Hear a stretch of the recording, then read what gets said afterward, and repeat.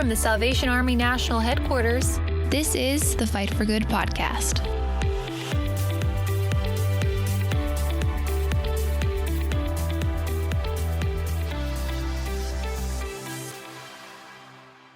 Well, hi, everybody, and welcome to another episode of the Fight for Good podcast. I'm your host, Lieutenant Colonel Tim Foley. Very privileged to speak to you today from our studios at our national headquarters office in the beautiful old town of Alexandria, Virginia. It's a beautiful fall day today here. The leaves are turning a little earlier than we've expected. It's the cool down's coming.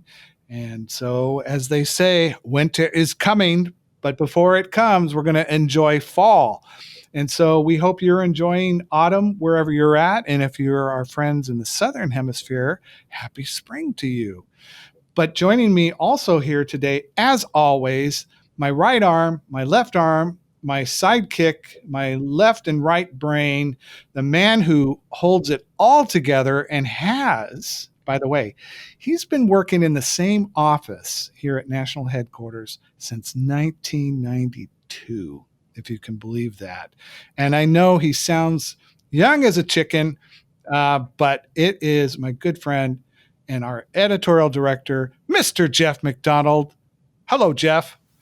Thank you for that appreciation. My goodness, I feel, so valued. My goodness, but we're rocking with the changes, whether it be the climate or the network or publishing. Even we're working remotely, we're rocking with it. We are doing it, and you and I have been participating along with several other of our staff at National Headquarters on some wonderful communication training. We found out that you, sir, you are an owl, right? Some people might call me something different, but I suspect, that's my subjective view. So others might have more to add to that description. Well, I really, I truly appreciate working with you, and you have so much sage advice. What I love is your vocabulary. You're always challenging me with some new words that kind of spew out of your mouth, but just the practical wisdom, and you're a good sport, and I think our whole team here loves and honors and respects you. So I just my hat is off to you. Well, the feeling is mutual, and if this continues, I'm going to start hyperventilating. So. It'll pass out. But also with us, this young lady has had to put up with these two old guys that sit around, drink coffee, and talk about nothing. But no, we're really talking about good things. Our producer, Elizabeth. Happy autumn to you, Elizabeth. Woot woot! So psyched to be here. Are you ready for the fall? I'm hyped for the fall. I'm ready to go strolling with leaves falling, jean jackets. It's going to be fantastic. Now, we won't give away a lot of stuff, but you're from the New England area. I am. You must just like this time of year. I think if you're considered a native New Englander, you have to like fall, right? You do. Is it that totally makes sense for me? Is it a law? Absolutely. Is it a law there? I don't know. I think it's probably a law.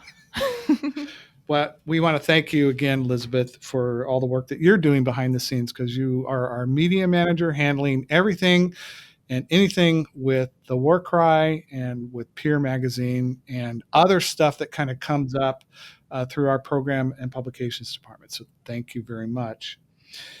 Well, today, as promised, this is another great episode. This is part 2 of our interview that we had with General Brian Peddle and Commissioner Rosalie Peddle a couple of weeks ago.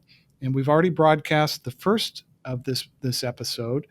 Jeff, that was a remarkable time for us and in the history of our Fight for Good podcast to have the international leaders of the Salvation Army take some time out of their really busy schedule and to share with us some of their thoughts. And really, I kind of felt like they really shared their heart with us. Yeah, and I appreciate you arranging for this, Colonel. And as you have encouraged a diversity of participants, this one is, of course, very important in that you think of the international leaders of the Army as, on they're in London, of course, and they have very many concerns on their hearts and minds and obligations, and yet this conversation brings them to a human level because they're dealing, like all of us, with the current COVID environment and how to cope and how to plan and what it means for the Army. So I think that this discussion is really very, very insightful, a good look into their lives. For our listeners, you're going to have another opportunity. If you didn't listen to the first podcast, is episode number 54 with the Peddles, but this will be, the kind of the follow up and conclusion to it. I think the thing, Jeff, that it's important for people to always keep in mind is that no matter what position we hold, whether I don't care where it is, in the corporate world, the political world, education world, theatrical world, sports world, whatever, in ministry world, a position really kind of, well, it's one thing, but we always need to remember the people in the position. And what I felt like our time with the Peddles was we got to know them as people in those moments. Yeah. And they're very, we get a sense of their caring, their commitment, and their openness, to be open with us. I think that was really impressive. We edited some things out. There was some stuff that our listeners will never hear about, just kind of the banter back and forth and the fun that we had. But I think one of the things that was just a blessing to me was when they talked about their grandchildren. And, everyone knows at IHQ, when their grandchildren call, that call's put through. Doesn't matter where they're at or what they're doing. And I just love that about them. So it was a good interview. And so we encourage you to give a listen to the second part of our interview with Commissioner Rosalie Peddle, who is the World President of Women's Ministries, and General Brian Peddle, who is the 21st General of the Salvation Army. So here are the Peddles. I can't imagine from your perspectives of how overwhelming at times the myriad of issues are internationally. How do you both kind of deal with that as those things kind of come out? Oh, we have a real sense that we are in this together with quite a roster of leaders, passionate salvationists, supporters external to the Army who carry our place in their hearts. I never feel alone. And when I look at the Salvation Army, and you're right, it is diverse. It is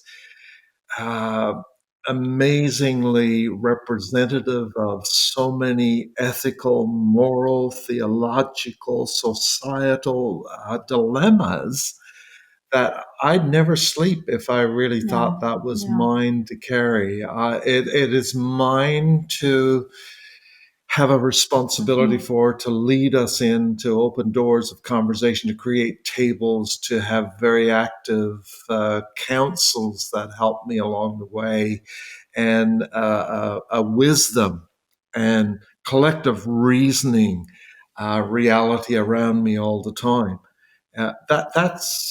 I think that's how we do it. And of course, we have the International Justice Commission, which has been very helpful to us. So I see my role as being a champion of these issues and working with those who are professional in them and those who are doing this work every day. I want to champion them and encourage them, support them. But they are the ones that they're doing it. So that's my role, is championing these things along, being aware of what's happening in the different territories, certainly the major social justice issues, and they're huge, but the territories themselves are the ones that are doing the work. They're carrying it. And it's different across the world. Social justice issues in one country is far different from what's the main things in another country in the world. So we cheer them on. We champion Well, them. we're leaders who are leaders of other leaders. Yes. And my heart breaks on a daily basis when I look at what's happening, in America with the fires right now, with the storms rolling into the south, and even with your journey around, a very particular issue of racism. But I have to lie my head down at night and say the national commander, the 4 territorial commanders who have the general's delegated authority are onto it. And they're fighting those battles on the ground. They're mobilizing their people. And in the morning when I check in on them, together we believe that we can do our very best for the Lord and for the Army. Yeah. I think that's how we do it. It's a leadership principle. Yes. If you don't have the resources within yourself, you make sure you have people around you who do. On that subject, I think we can't underestimate the power of prayer in it all either. And I think that comes through, General, and that comes through in your social media. You've been very active in social media, and I so appreciate the messages you share because it cuts through all the disparaging nature of communications that predominate on social media. What inspired you to turn to this channel, and what do you hope followers take away?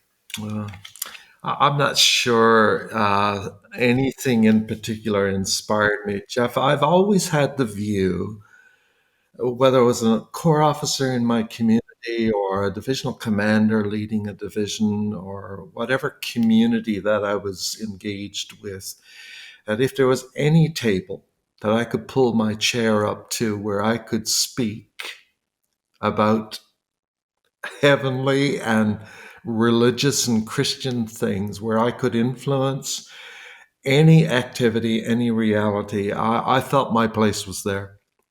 I would not want the social media world to have the absence of the leader of the International Salvation Army. So some of it is obligation. Some of it is just, I think that's where a voice needs to be. And I happen to have the voice of the International Army, and I want to speak that voice. That comes through in communication. It comes through in statements that I make. I make pronouncements on occasions. I try and say clearly what the Army is for and what it is against.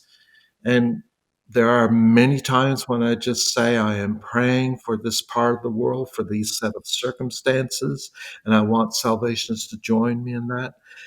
I have very basic guiding principles for my social media approach, and I try and keep the Salvation Army in a very safe place.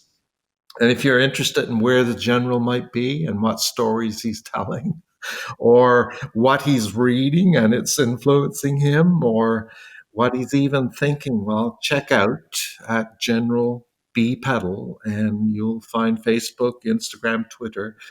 And it's just a way that I can be a leader in this area with influence, as I am in other areas with influence.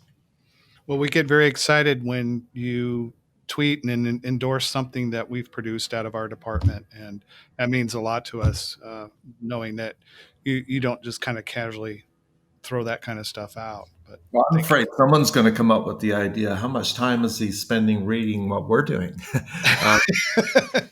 It's a good thing I can multitask and watch the BBC News while I'm scrolling Twitter and seeing what you are doing. Well, good for you if you can do that. Gosh, you're sounding like a millennial. You're able to multitask everything. Look, I just don't believe that any particular platform belongs to all of the negative and the controversial stuff. And most of my stuff, Jeff, as you will know, can't really debate it. It's positive, it's biblical, and I'm very careful that I don't get dragged into rants and the like on Twitter. I don't think that's what my purpose is. So I'm spinning the good news of the gospel in various ways. Right. And that comes through very well. And It's edifying, certainly. Really, it's sanctified social media is what I What? Can you repeat that, please? sanctified social media. I mean that I encourage people that There's a whole tweet in that. Yeah. Oh, I know. Yeah, I mean we're well, that's a whole other subject, right? And you're taking the modern tools and using them for God's glory. That's how the Salvation Army pivots in our history, right? Sure. So I must say too, I think you're both very warm and approachable, and that comes through in all of your communications. And I know people appreciate that about you. So thank you for that. Thank you, Jack.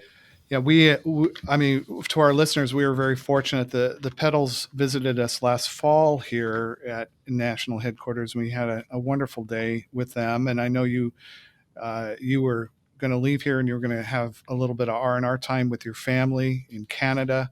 And my heart aches for you because I know that you just long to be with your grandchildren again and your children. And we'll just pray that God opens up, an avenue for you to be able to see them again. But thank you for your authenticity in your leadership, in your caring, and your sincere prayers for individuals and all of these different things that God has, and you're accessing them for His glory. So we thank God for you and for your understanding of that. Thank you. Thank you. Yeah, there's been quite a lot said, but how now that you've been international leaders, how has that affected your understanding of the Army's mission? Well, I have to admit to you that I think our testimony would be after more than 40 years of service, we're still learning about the Army's mission. And what I mean by that is that, I have this context that mission is situational. It never looks the same. And, we've been in 30 plus countries in all of our zones around the world. And yes, we see quite clearly saving souls, growing saints, and serving suffering humanity. But friends, I just need to remind us all that will look different in Mississippi or in Washington or Indonesia, in Palu. It will look different when you touch down in Botswana or if you're in Kuwait. Because each has its own narrative, and salvationists look the same. They sing many of the same songs and hymns, and in their mannerisms, they serve in the same way.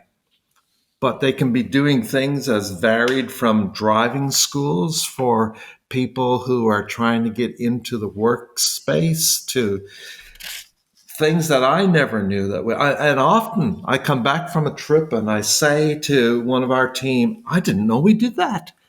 And I think I just love the element of surprise. Going to a school for disabled children in Tanzania and meeting a chap there who makes prostheses for children, makes them, and I watched him do it. And I didn't know we did that. I knew we had a school for disabled children, but I didn't know that he would look at a child's form and say, there's no such thing made that will help that child. I will make it. It's amazing around the world what we see, what we sense. And mission is the very heart of the Army. So we're applauding the Army when we see what we're doing with refugees. We're applauding the Army when we see what we do with youth and children. We're applauding the Army when, look, the Army crosses religious and political boundaries like no one else. I'm very proud of them. I stand up and just applaud when I see some of the justice things we're engaged in, the rescue centers for children in Mozambique and Malawi, safe houses where police bring women who've been rescued from trafficking or modern slavery and say, Salvation Army, help us out here. And we house, we protect, we restore. The list goes on. The mission of the Army is developing, and we are never stuck. Look at the whole idea of online church now and the way that we've figured out how to do drive-through food banks, for goodness sakes. We will find a way if we are pivoting and turning our heads towards people in need, which is what the gospel calls for. You touched on the idea, the problem of racism earlier, and here's the Army. One of the strengths of the Army is its internationalism. It's crossing boundaries. Isn't that a beautiful thing? How do you speak into the problem of racism? I think, our main basis, our platform from which we speak, is our international positional statement that we are denouncing openly and in every way possible anything that resembles racism in our cultures and in our communities. The Salvation Army has to deal with its own challenges in this area. We have a past where we maybe have not done so well. We have a past where we've been late to many tables of reconciliation and restoration. We struggle still today to have equity in our leadership profiles around the world. So we have to acknowledge that systemically within our own movement, we have to be up and doing. And I've got to say, I am very proud of our leaders in the United States in recent weeks, where you've had a very real confrontation with racism. And I've heard and seen videos and pronouncements. I'm aware of working groups. I'm aware of task force. I'm aware of talking groups. And I'm just thanking God that we're not leaving this on the back burner, that this is something that's very real. I've made my own comments through time and continue to do so. I'm bringing this onto our international agenda. And I am saying to the world, don't just look at our positional statement. That's a set of guidelines. You need to take that positional statement and put it next to your Bible and hear what God says, created in His image, period. And then you will become someone who will find a conviction around the fact that you are not better than, you are not ahead of, and we together live in this great community that God's created. And I celebrate the fact that the majority of our Salvation Army is not white. We are not Western. We are not. We are brown. We are young, and we are often female. And in a racism dialogue, we have to recognize we are such a collection of people. There's certainly within the context of the Salvation Army a reality where we can celebrate diversity and celebrate one another. I'm finding that much easier to do in these days because my friendships, my reliance upon people crosses all the boundaries of color and creed. And I'm just grateful to God for the vantage point He gives to Rosalie and me to see a world that's blended together. I don't see it in the sense that it is this, it is that. So I'd ask American Salvationists to be very careful in their theological journey and then in the outworking of that theology as they live from day to day. Well, we were wondering we'll kind of bring this to a conclusion here. We're just wondering if there's anything else on your hearts and minds that you'd like to share with our listeners today. I love that. Yeah. No. You're talking to a general. We can keep the tape rolling. This thing can go for 24 hours, It's like asking a commissioner to do the benediction. You should never do that. I should know better. Yeah. I don't know. We're almost halfway through our term, right? Yes. We're tipping into the realization that we've got a timeline here, and well, goodness me, COVID is smack dab in the middle of it, and it's not helping. So, the idea of what's your future goals and what do you want to accomplish? Well, none of that is very future. Right.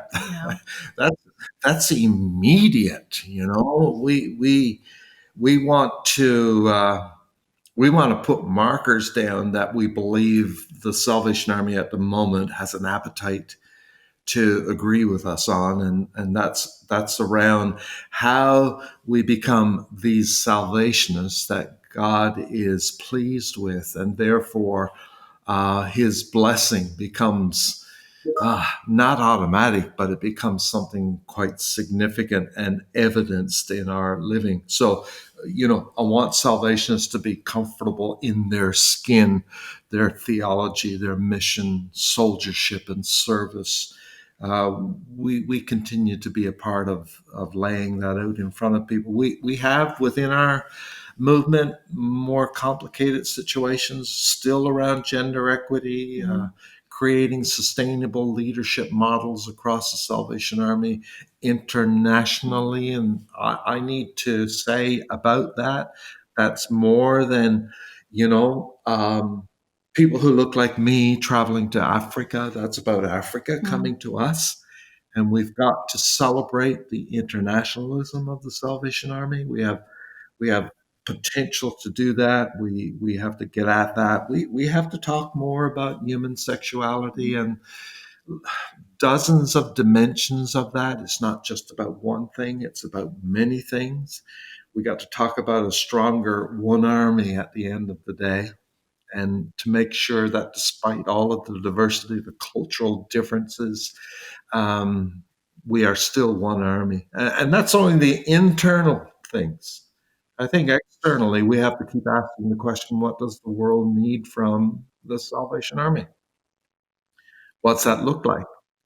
And how do we fit what the world needs into God's framework of what His design for the Salvation Army is? I sometimes ponder the reality that we now are people of tolerance to such a degree that tolerance is a virtue. And where do I fit the gospel that offends? Where do I fit the definition of sin? Where do I suggest that people need to be forgiven? How do I talk about heaven and hell? And why is conduct and behavior significant? All of these things grind against tolerance, and yet I still need to share that message. So what does the army need to be the best it can be for the world in which we live? Because, I believe the world still needs the Salvation Army. So we're committed to nurturing that Salvation Army, strengthening that Salvation Army, and letting our tenure leave some legacy pieces that might help us build further into the future. And quite happy to be a part of doing that. Over 40 years, but we're still very excited about these last number of years that God will give us in the leadership of the International Salvation Army. And we're looking forward to new energy, new strength, new visions as we move forward. Just let us out of lockdown so we can get at it. Certainly. Come on over. Apologies to my American friends. We had several trips, of course, planned into America in these days, and we've had to not have that experience. And there's regret in all of these missed opportunities. Well, we're going to get you back over here. It's going to happen before your tenure's over, and we're honored to have you as our guest today. But even really blessed to have you as our confident and caring leaders in a crazy time. So thank you for all you're doing. I think Jeff has one more question, and I have one more question for you. Yeah, I can keep asking many questions. So it's great to talk to you. I would ask about capturing the hearts of the younger generation. I know that's on the Army's mind, and just wondering what you see as that. That's one question. The other is Colonel Foley's written a book on the importance of rest, and he does stress in that the need to rejuvenate, to restore your creative energies, etc. Just wondering how you guys both do that. That's two questions, Jeff. Yeah, it is. I'm sorry. I couldn't help it. We're the publications department. We don't know anything about numbers. So that's my wife's side. So. Yeah.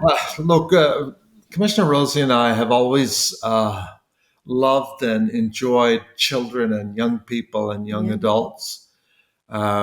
We raised a couple of them. We're grandparents now. More than anything in the world, I want the Salvation Army to be for my grandchildren what it has been for us. And within the Salvation Army, we are at a risky place where taking our eye off our responsibility for children and youth is in the shadows of everything that we do. Now, let me just elaborate a little bit. In my call to mission, where I talk about taking responsibility, I have noted that it is our responsibility to nurture and raise the next generations. Now, that's not Brian Peddle's profound comment. That's biblical in that we understand the implication of when we fail to pass from one generation to the next, the laws and the beautiful way of living abundant life that God ordains. When we fail to do that, generations go in their own ways and they don't follow God. That's the trust that we have been carrying for decades, and we need to carry it still. And so for me, I think for our young people, of discipling them, of engaging them, they're still absolutely pumped about getting involved in serving, in social justice. And you get kids at camp like you do in America, and you give them a taste of what it means to have an influence on a kid, and that kid changes his life around. And so you cannot match that in any way. So I would say stop waiting for our kids to grow up to do something. Get them involved in ministry now. And let's make sure there's a vitality in the Salvation Army that doesn't come with us being able to live longer. Hear that? It's not going to come from our longevity. It's going to come as we replenish the generational gap that's there when we don't take care of our children and our young people. So bring them along the way and let them be a part of the Army day by day. And we truly miss, that's one of the part of our traveling, we truly miss, because we have said from the get-go that we are not doing any of these events unless there are events for young people, and we get to engage with young people, and we get to share with the young adults, future leaders of our International Salvation Army. And I have to say that part of traveling and the enjoyment part has been those events. We have been put under the fire on many occasions, but we have loved the interaction with the younger generation. Any change that we make internationally, it's not for us; it's for those coming behind us. Yeah, so we need to make sure that we have this funny image in our heads where we say now in our itinerary development, you have to have a youth event. Not that the general needs to be the speaker, but you just have to have a youth event. Yes. And the young people have to sit at the front, and all the officers and adults have to sit in the back, including the cabinet. And we get quite a charge at how challenging that is in some settings. So when we come to see you sometime soon and you do a youth event, Tim, you know where you have to sit.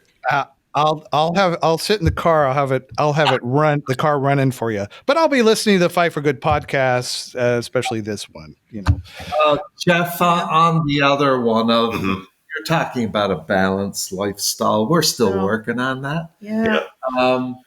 We think we have some coping mechanisms that help us. We still are active. So, for your listeners to know that we bicycle even here in London. Yes. Wonderful. Wow.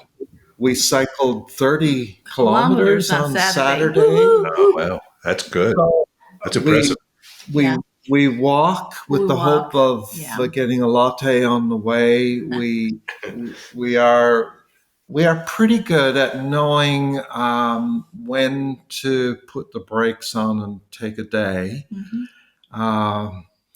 There is this idea, how do you replenish? Is it a week at an all-inclusive resort? Well, that works for some people. It probably doesn't work for us in quite the same way. We benefit from quality time, short or long. We benefit from our interaction with our family. Some people think it's strange that the general and the commissioner talk to their grandchildren every day of the week. How is that strange? That's you must be great so strange. busy. You're all over the world. It's different time zones. And don't you have to meet with all these commissioners all the time?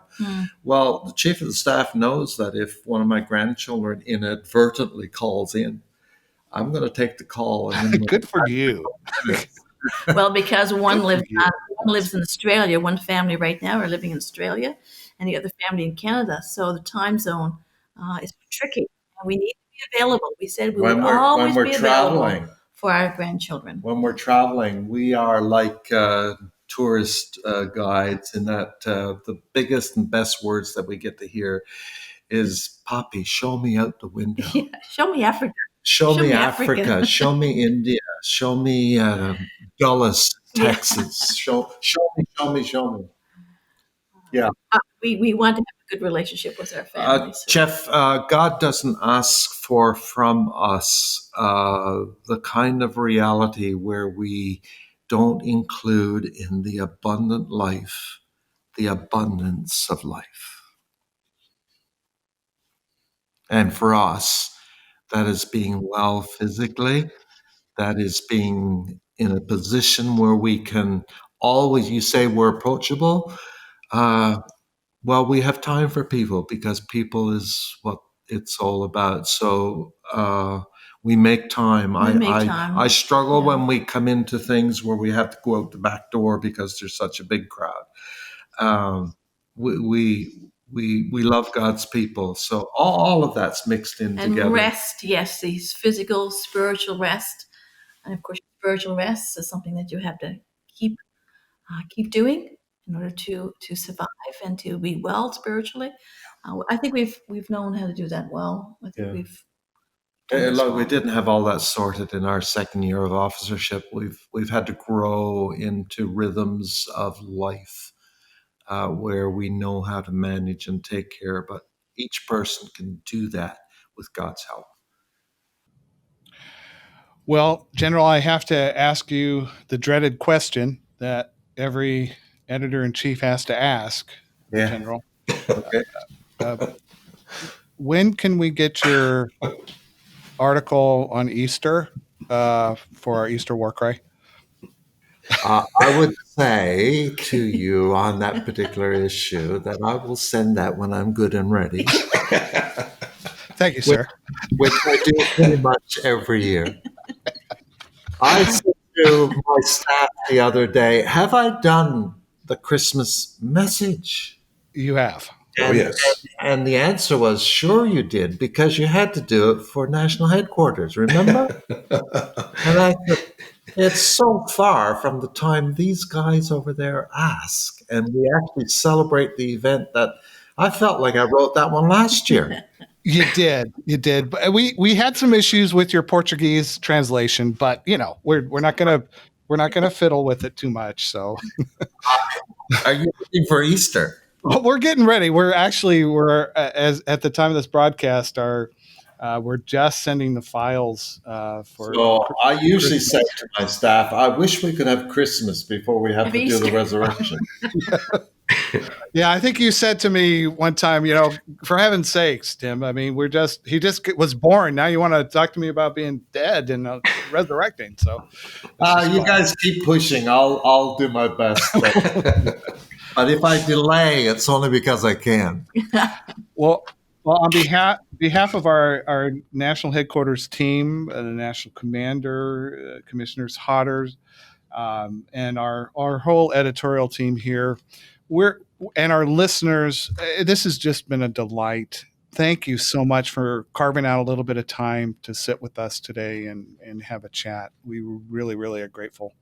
Thank you for having us. We are grateful for what you guys are doing there as well. We do truly bless America in all that you're experiencing in these days, and we pray for you. Pray for the Army's place in so many communities. And just the other night on the BBC News here, we got a little bit of coverage on the wildfires, and I almost stood up and cheered as I saw the Salvation Army canteens in the shot that BBC carried here in the UK. And that's just indicative of frontline ministry and all that you're enabling. So God bless you. Well, thank you so much. Well, that's going to end this episode of the Fight for Good podcast. Be sure to subscribe to Fight for Good wherever you listen to your podcasts. And don't forget to follow the War Cry and Peer magazine on Facebook, Instagram, Twitter, and Pinterest. The War Cry is now available for you to read free at www.thewarcry.org. Until next time, this has been the Fight for Good podcast. Thanks for listening. Bye for now. Subscribe to Fight for Good wherever you listen to podcasts.